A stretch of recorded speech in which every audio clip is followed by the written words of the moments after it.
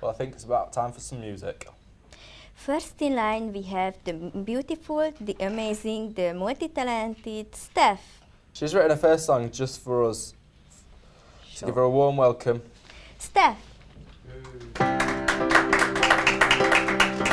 You've burned yourself a hole in your pocket, putting away a short-lived high, wishing you hadn't sold that golden rocket. People are all wondering why they messed with your mind, they messed with your soul, depriving your body of health.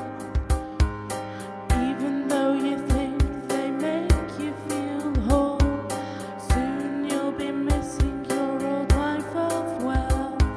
You could have had the good, but you chose the bad. Your friends, they hoped it was just a fad. Over taste and smells that changed who you were. Slowly they lost you, slowly they lost you.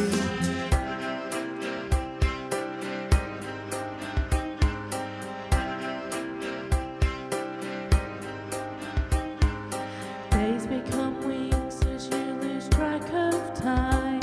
Your friends don't recognize you.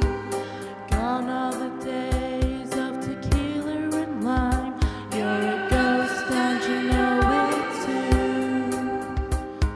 You could have had the good, but you chose the bad. Your friends, they hoped it was just a fad. Over taste and smells that changed who you were. Slowly they lost you, slowly they lost you.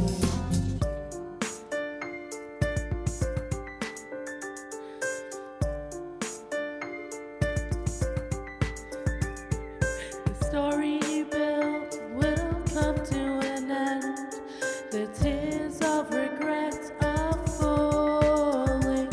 By your wrong choices, they are now all bound to a tombstone laid with a flower. You could have had the good, but you chose the bad. Your friends, they hoped it was just a fad. Over taste and smells that changed who you were. Slowly they lost you, slowly they lost you. You could have had the good, but you chose the bad. Your friends, they hoped it was just a fad. Over taste and smells that changed who you were. Slowly they lost you, slowly they lost you. Okay. Considering that was her first performance, I would say that we just witnessed the beginning of something incredible. Next we have a short film produced and directed by Charlotte. The inspiration was drawn from a bad personal experience of hers. Charlotte demonstrates how drug abuse really has a terrible impact on some people's lives. Many people think drugs won't hurt me. That stuff only ever happens to other people. But at the end of the day, they can hurt anyone. Even those who have been taking drugs for years can suddenly be affected. I was one of those people who thought it was okay. It was just a bit of fun, and so did my friends. Then last Saturday I had an awkward phone call from a friend informed me another friend of mine had died a few hours before.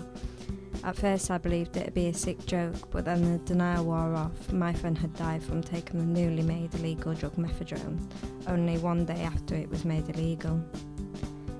For me this was a knock into reality. She wasn't unlucky, the rest of us are lucky. And no one should be risking their lives so massively, which is why I can safely say I would never risk my health and life with drugs again, whether they be legal or illegal, because who knows what could have become of me by now, homeless, physically impaired, mentally challenged or dead. I can only pray that people consider the facts about how drugs affect lives and stop drugs before they themselves are harmed or worse harm loved ones, because I know firsthand how upsetting it can be and damaging to my own life. It's hard enough to lose someone close, but to lose them to drugs is something else. And do you really want to find out that feeling of guilt, shame and torture and sadness?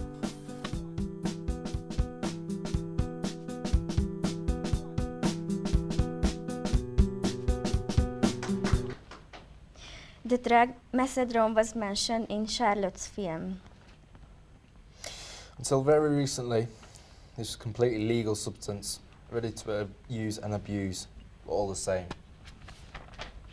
Sam Clark has been conducting in his own research into the nature of legal heights. Let's watch this podcast.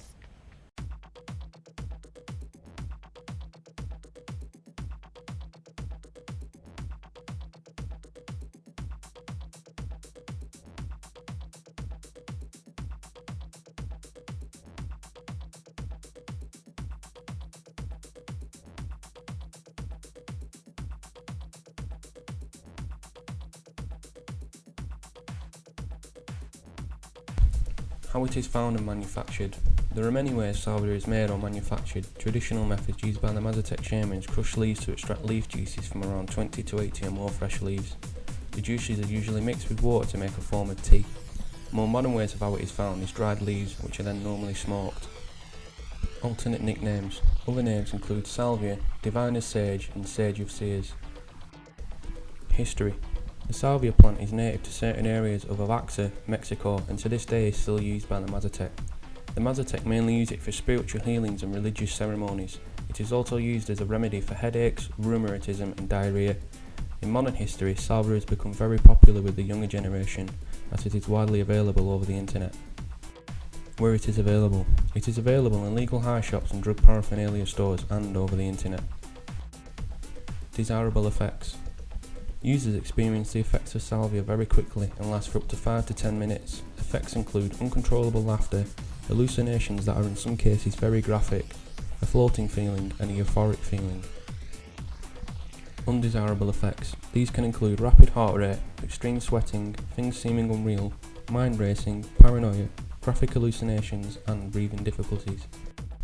Long-term effects. There has not yet been any long-term effects to be found with salvia. Press.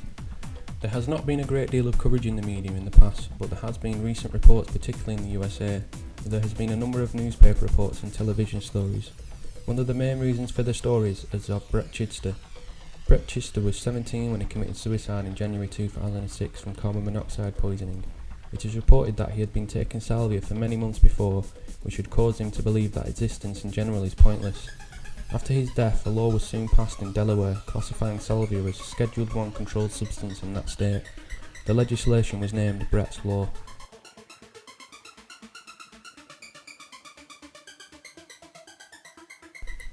How it is found manufactured. It has been claimed that benzylpiperazine, or BZP, was originally synthesized as an antiparasitic agent for the use in farm animals.